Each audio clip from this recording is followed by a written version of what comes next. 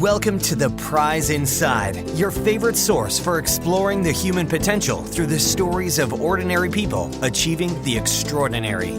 These aren't just people exceeding physical limits. They're doing the impossible, and they aren't done yet. Are you ready to exceed your potential? Then join in now with your hosts, chiropractors Rochelle and Jeremy Myers and massage therapist Bunny.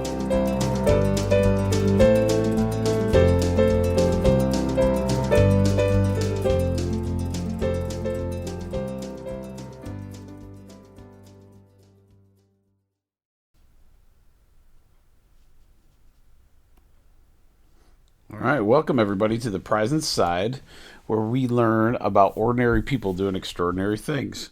Today is kind of a continuation of just more info on this. It's not about the 33 chiropractic principles, but we're going to explore us as we go forward. So I want to put a shout out to my sponsors. The Prize Inside is brought to you by MyPeak Direct, MYEPEAK Direct.com. It is an online holistic store that holistic doctors have deemed the products really good. Ever have a difficult time knowing the best supplement to take? Maybe you've heard a suggestion and are not sure what a good high quality brand would be. MyPeak is an online store that only sells top quality holistic supplies from top rated companies. MyPeak does not recommend anything its doctors have not tried firsthand. So check out mypeakdirect.com at www.mypeakdirect.com. Dr. Rachel Myers and Amy Sagerman offer 4 components to support you as you begin your journey toward lifelong transformation, one healthy habit at a time. Your coach will be with you every step of the way. Studies show that having a support system can help you get much better results. It's why each client gets paired with a coach to guide them on the path to optimal health and well-being. Their coaches are there to encourage you in real time. They know the journey you're about to embark on because they've been there themselves. So, give Dr. Rachel and Amy a call at 269-964-1441 and ask for Dr. Rachel or Amy. All right, so let's get started. This is a little continuation again on the environment talk that we've been talking about. So I just want to dive into it so we start understanding what this means to us and what the scope of this environment concept means for us going forward in all the different podcasts and different health and healing of our entire journey of life. So what do I mean by environment?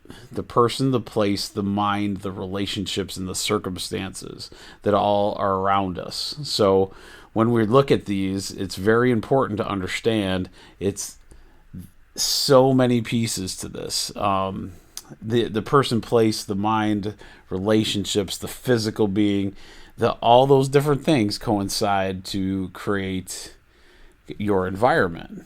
A lot of people think, just looking outside at our environment that way, but it's everything.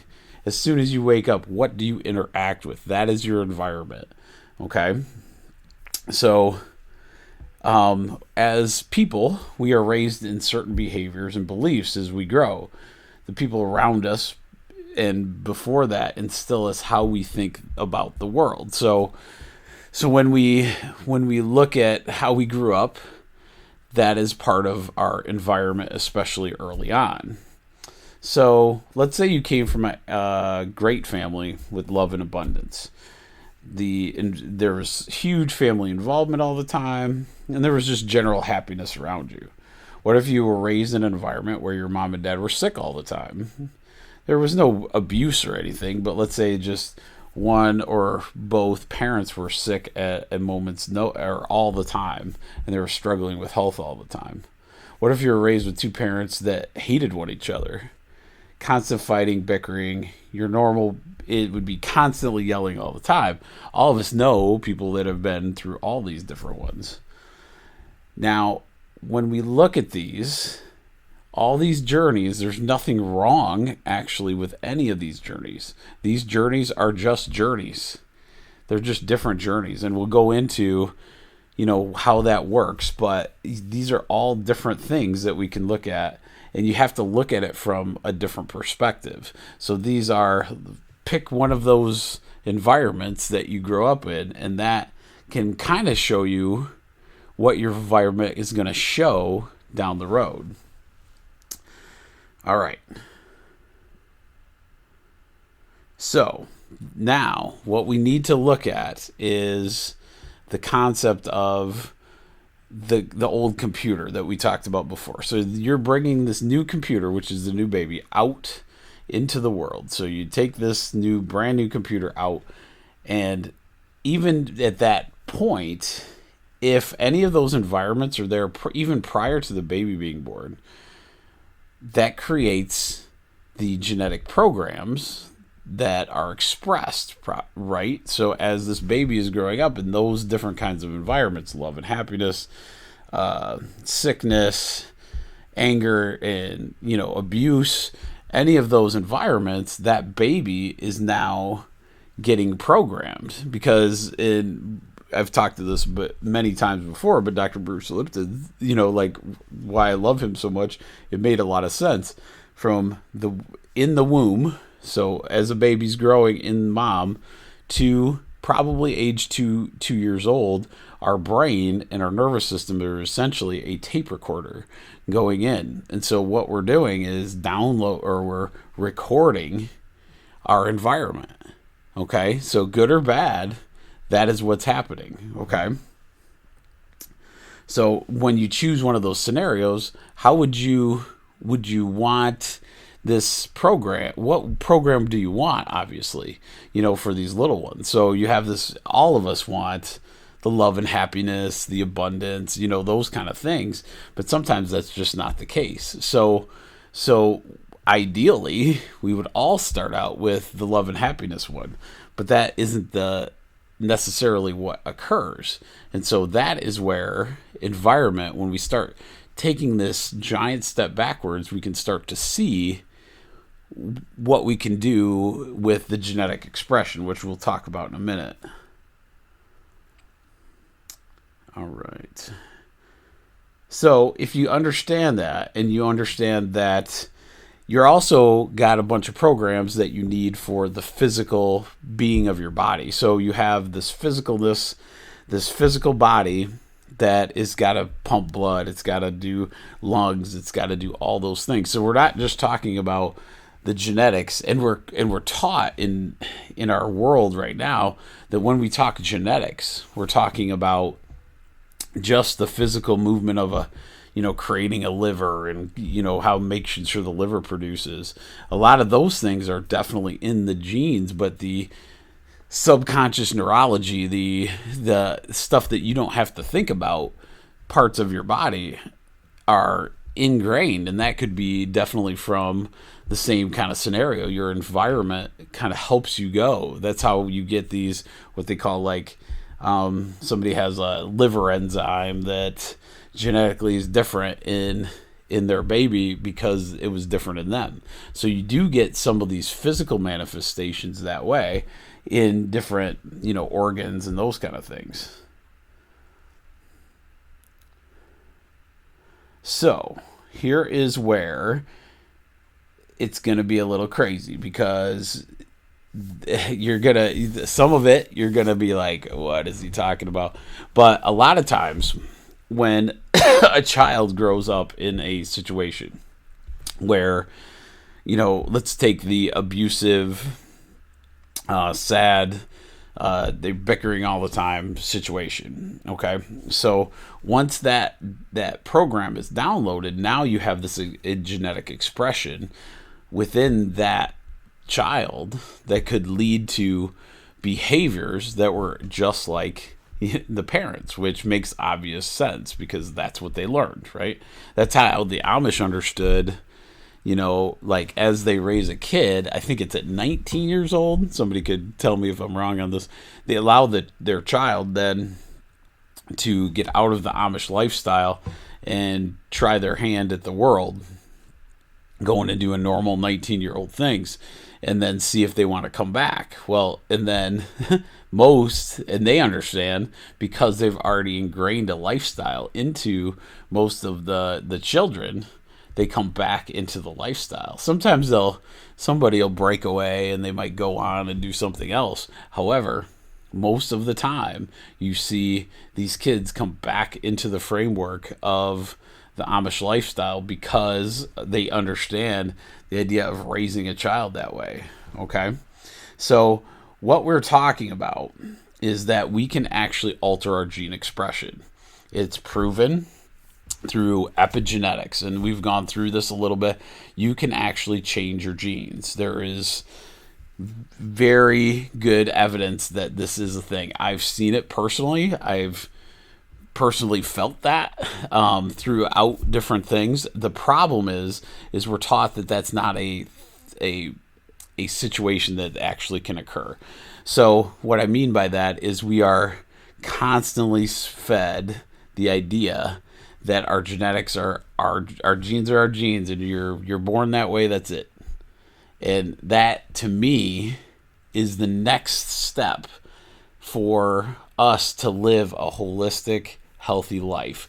Why? Because once we understand that we're not a victim of our genes, we're not beholden to these genes that are out there, then we understand that there is a way that you can absolutely change genetic expression. The problem is understanding the reality of trying to change, like we talked about before, from Microsoft Word to a Google Docs or something like that, right? So you have this program you've been training on for a long time, and it doesn't say overnight we can create this new genetic expression. And what's crazy about this concept is, always in the office, I like to give you guys examples. For years, my scientific brain would say to people that us chiropractors do it all the time. We'll see an x-ray or something of a person that comes in. I can almost tell. I'll give you a great example. I can tell, so did you play football as a young child? And everybody looks up and goes, well, yeah. Or they say, oh, you're a welder, right? And there's a reason we say those things, because the concept of the welding, the genetic expression that occurred, was arthritis in certain vertebrae that we can actually can figure out as you as you're living, right? So we can see, like on that one, the welding in the front of the cervical, the lower cervical, like C6, C7, C5, some of those you'll actually see arthritis show up in that one unusual spot. And typically it's either a kid that did a lot of like physical football type sports, or you can have like welding neck because of flipping the helmet down. So, and now the helmets are not that bad, so it's not as noticeable. But those type of things are a genetic expression of the work that's being done. Is that arthritis a bad thing? No, it's an adaptation to the environment that you have put your body through. So a lot of those kind of situations are huge. They're game changers if we take it from a different perspective, because right now we're taught we're just victims of this, right? And so, or I see a person lose 100 pounds on their own, right? And let's say their parents are overweight. They've learned this genetic expression of overeating. Or I have a really good friend that her mom was super skinny, but the mom was on a diet every single week, and it was constant.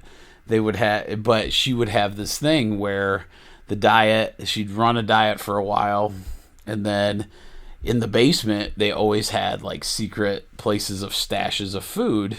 And so what would happen is like her mindset was constantly, deprive, or the mom would.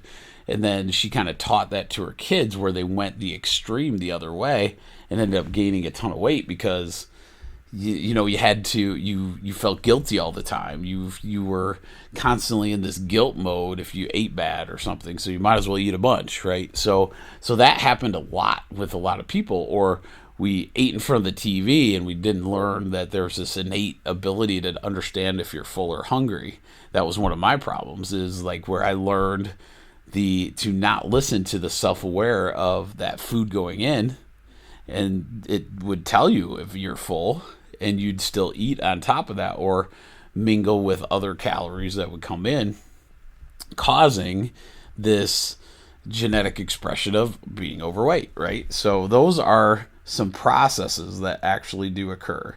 So what I want to talk about on top of that is that we're not a victim of our birth, but we have decided that our genetics are a randomized act of these. They're just completely, it's luck of the draw and those kind of things. Why then? So here's a good example.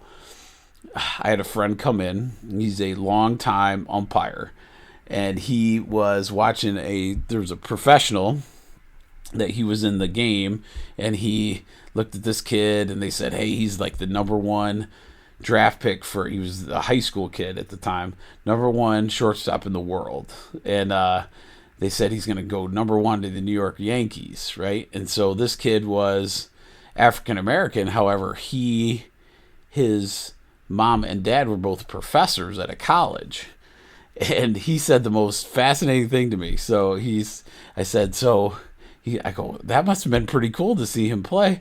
And he goes, you know what, Jeremy, it would have been if I thought he was going to be any good. I go, what do you mean? He goes, I didn't think, and what he meant by this is nothing, there's nothing racist to this, but he said, I didn't think the kid was going to make it. I go, why? He goes, he didn't go to the school of hard knocks. He wasn't from the harder, tougher life, of the poor black kid, right? And I'm going, that's interesting. And he's like, because, every kid that he had seen that was super ultra successful had to fight for their success, right? And this kid ended up being a phenomenal athlete, Hall of Famer, all that stuff. But the one thing that stood out to that story was in our genetic expression. So if you ever notice, a lot of superior athletes, like just off the chain great athletes, a lot of them did not have a great family life growing up. Well, what does that mean to that kid, that athlete that's out there? A lot of times they had to be physically tough for their survival. So then they go into these sports where they're already ahead of all the kids that had the happy, go lucky, families that they didn't really have to be tough to survive. So they had this genetic expression of physical being too. So that is just something to think about as you're watching that genetic expression go through. So we have to talk about this. I love the idea. So we're going to wrap it all up back to innate intelligence. Innate intelligence, which before we talked about the chiropractic word for the intelligence of the human body is your innate intelligence, okay? So this innate intelligence allows you to express perfectly everything. So if your innate intelligence is working perfectly, and this is where we're going to talk about our genetic or our own environmental expression. So let's say our innate intelligence is working perfectly. So you cut your arm, instantly you get fixed, right? You break your leg, instantly it gets fixed. You get sick, instantly you get better. All of these things innate intelligence can do with no interference, okay? So what if our innate expression gets weaker or stronger via our environment, okay? So If everything's working perfectly in a perfect environment, that would be, there's several things that can throw it off and interfere with that perfection. So we call this in our world is thoughts, toxins, and trauma. Thoughts, toxins, and traumas, or the 3 T's. The thoughts could be mental negativity. Let's go back to the environment of the abusive relationship. Things that aren't going well, stresses at work, those kind of things are more your thoughts. Does it physically manifest into situations? Absolutely. There is no doubt in my mind. If you ever want to look up a study that proves this over and over again, look at the ACEs score. Hopefully I'll get another podcast on that because that will blow your mind. The ACEs study is something that's kind of new in the last year or so, or probably 2-3 years, but the correlation to things is just mind-blowing. So then you have, that's thoughts. So toxins, here's a good one that I always like throwing out there for people. All right, so me and you go to a restaurant. We order the same food. The food, let's say it's a hamburger. The hamburger has got food poisoning in it, some type of bug or something. So we both eat it. One of us vomits, the other does not. Which one of us has worse health? I'll give you a moment. Most would say the one that didn't vomit, but that is not true, actually. It's via innate intelligence. The person that would vomit would have the more innate intelligence and said, hey, there's a bug in this food, I need to get rid of it. The person that kept that in there may not be the healthier of the two choices. Just a kind of an interesting concept because, yes, you're puking and you don't feel well, but what's that bug doing to the inside of the other person, if that makes sense? So that is one of the chemical ways. So let's say food poisoning makes you're not feeling very good in all organ systems. Therefore, it interferes with your innate body to express your perfect health. And then, of course, trauma. Trauma is, you fall off of this and you injure something, you injure a joint or muscle or those, which then your innate intelligence has to go heal it, which lowers it for other parts of your body, or it's occupied while it's doing that. So it interferes with the perfect expression of the body. Okay? So I wanted to go through that because it's interesting how that puzzle kind of starts coming together, because you have this environment and then what you can do to start changing your own genetic expression is look at the thoughts, toxins, and traumas of your day, right? So look at those things. There's so small little traumas, let's say, that we do to ourselves that people come into my office all the time for. I'll say, my neck hurts. Okay. So we keep doing it, and it's the same kind of neck injury that happens all the time. And then you say, what are you doing at home? So then we watch, and ergonomically, let's say they're sitting watching TV with their head turned to the right all the time. So those are the things that start to occur that is fascinating, like as you start looking at different things. Or are you eating sugar all the time? I had a patient today, his back is he's a mammoth of a guy, hurting all the time. I went to adjust him and I'm going, there's something else going on here. His inflammation process of his body was so off the chart that it was tough to even adjust it. I'm like, that's weird. We just did it a few days ago. Like, why did it change so much? And then I find out he's addicted to some major sugar. And that sugar, for his body, not everybody's body, but for his body, was causing this inflammation to happen. So we had a long talk on like what water actually tastes like. So that's one of the bigger ones. But I want to give you another story that really touched my heart when I read it. It was one that I'm still going. I have this awesome concept for the town I'm in. I want to take this concept to another level to see if I can go, worldwide with this. But this concept is, there was a National Geographic article that kind of explored babies' IQ as they grow. So they did a scientific study where they took babies from a lower class families and middle class, and they did some kind of IQ test that they can at the, is very, very young. So like in the months or weeks, right? So they do this IQ test, and what they found with that IQ test is the smaller income family to the middle class family both had this identical IQ at birth, essentially at birth. And then by the age of 2, which is starting to make sense with our environment talk, with the recording, by 2 years old, the IQ had changed, where the poverty family was lower than the middle class. And so they started studying, like, why was that occurring?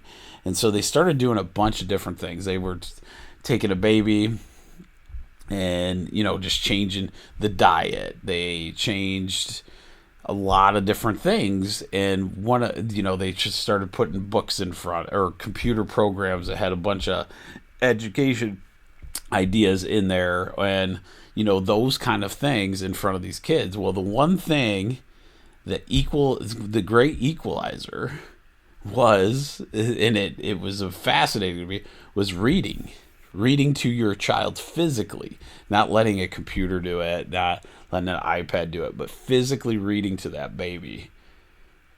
It was a game changer. And what happened is you could actually see their genetic expression change in the poverty-stricken kids, where their IQ at 2 was the exact same as the middle class in just that one action. Well, think about the training that's going on there.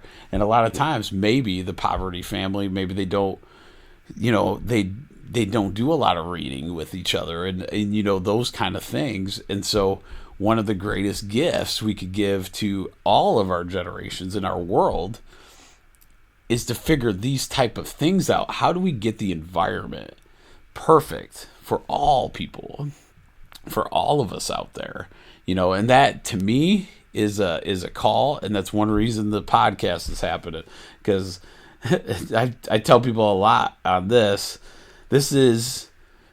I'm going kind of chapter to chapter in this book that I've written, and the reason I'm doing this is because I absolutely think that we can change so many things. We have an ability right now to understand a new awakening that could possibly get us to a level of greatness in our health and healing, but we have to understand where we have to start. And I believe once we understand our environment and understanding how important it is, and not being victims of our genes, that's huge. Stop being victims of our genes. Okay? So, with this, I wanted to create a new, what I call manifesto, a new manifesto or a game plan for all of us to start going through and changing each piece of this environment one step at a time. If I can see, and you can physically see, a change in genetic expression throughout somebody's life, why not start doing it? It's great that I can tell you about it all the time. I can say, okay, we can change our genes, but how? How do we do it? And that's why this podcast has come. You're going to hear interviews from some of the neatest genetic expression changers I've ever seen in my life. I'm going to constantly, hopefully, get those interviews to you. We're going to constantly feed you with environment, joy, love, the people around you, joy, love. Every time you show someone else love, you give them a hug, you change their environment, right? Somebody's having a bad day and you make them better. That's an environment changer, right? And then you're helping them on the way. What they do with that is not you can't beat yourself up over that, because some people, their genetics are trying to make everybody happy, right? So that's a big part of those things.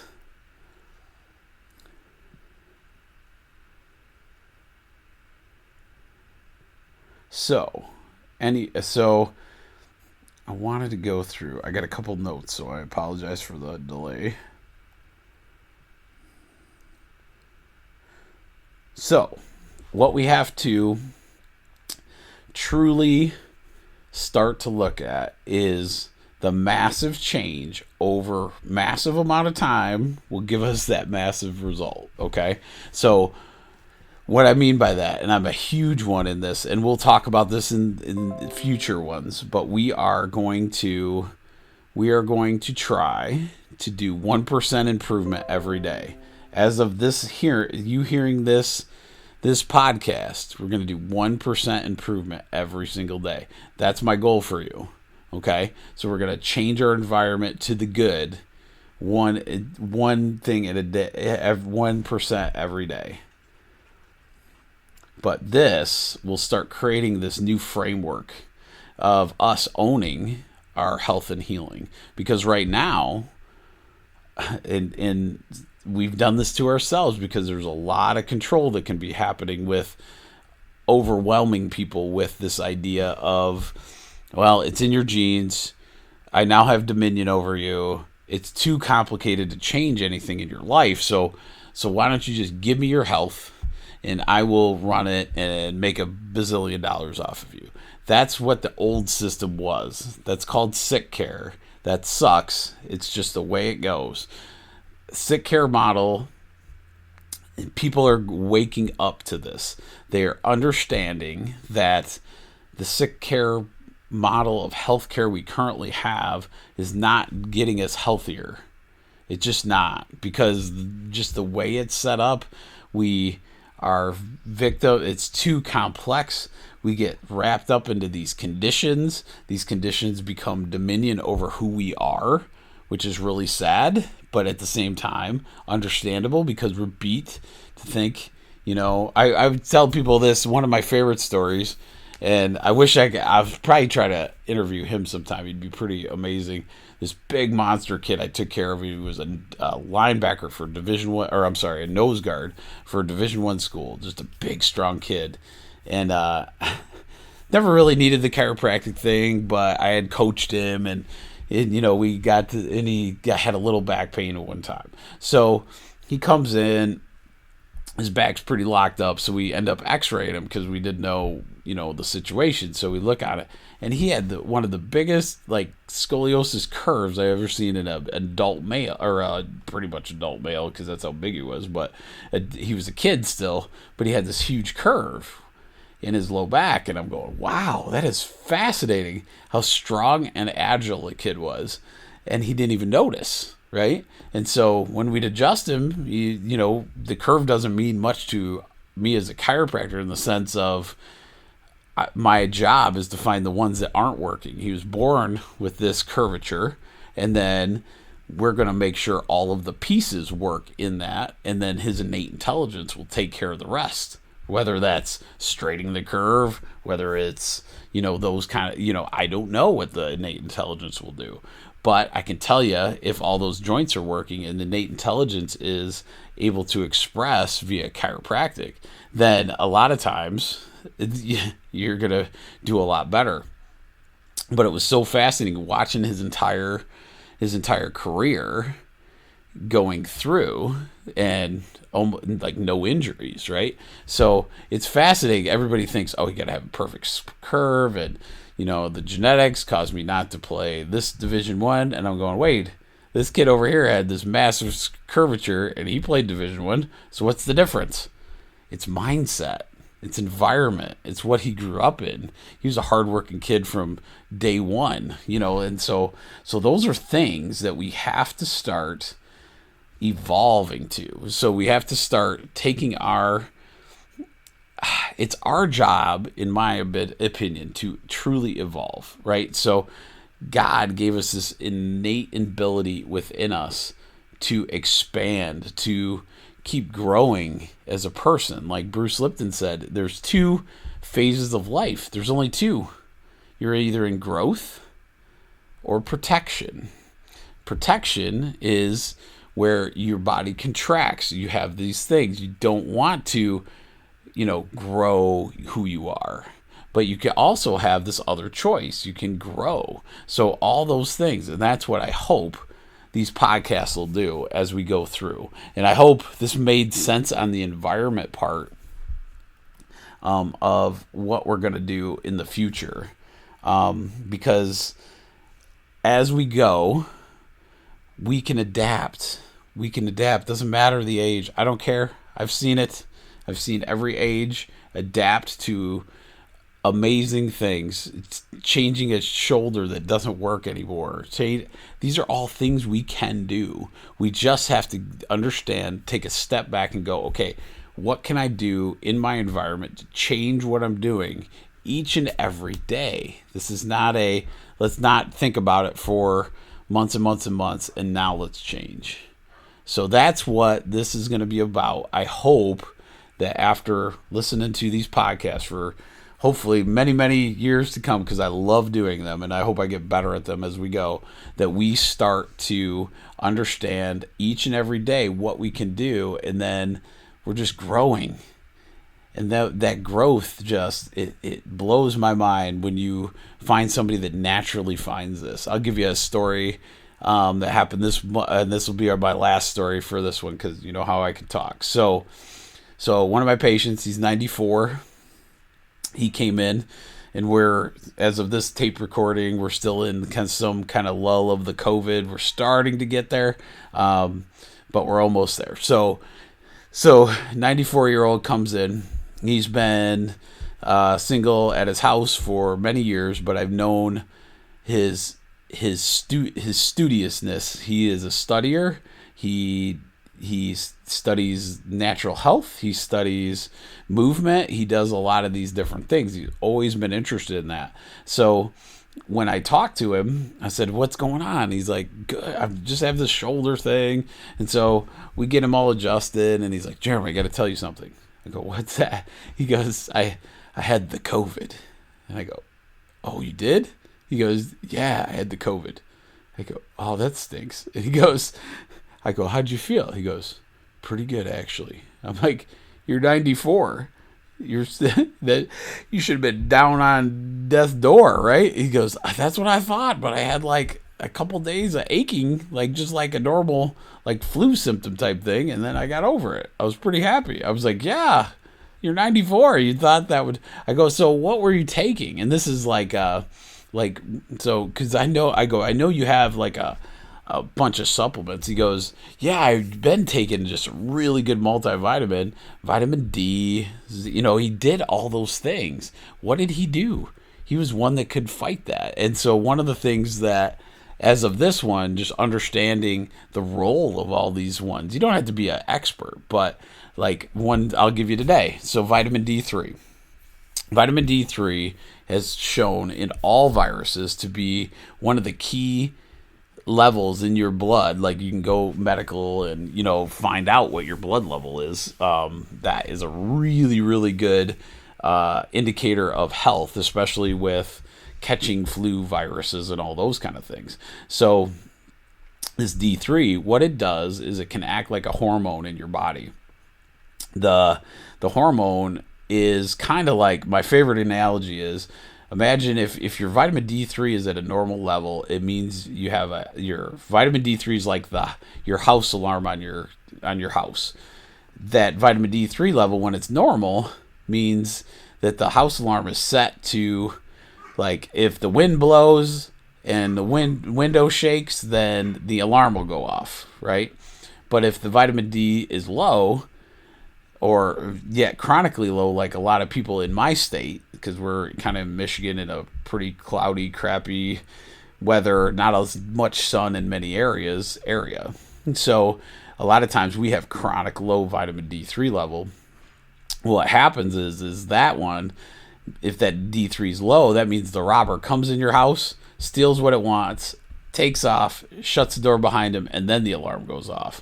So that is how vitamin D3 works in your body. That's why it's so important to get that, in your system in all levels, and just make sure. Now, those are like things we're going to learn as we improve our environment. Like, what can we do? What can we do that will help us get to that optimum innate intelligence level, because if you can hear that, the vitamin D3 being low shows me that a lot of us aren't outside, right? And so we're not outside. Many people that respond well to flu viruses or any kind of virus are usually guys that have to cut wood outside in the winter around the state of Michigan, because a lot of people that don't do well, sick a lot, from the flu type things, don't do a lot outside at least every day. So one of my keys to you guys this week is get outside every day.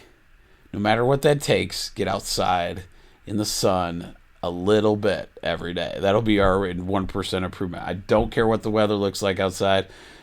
Don't care. You get out there. You look at this glorious environment that you're in. You get out there and you do that. And that will help us tremendously. So hopefully you enjoyed this one. I know it was a little longer than most, but I love you all. And remember, not everyone will seek their true... Oh, man, I screwed it up. Not everyone will reach their true potential, just those who seek it. Thanks.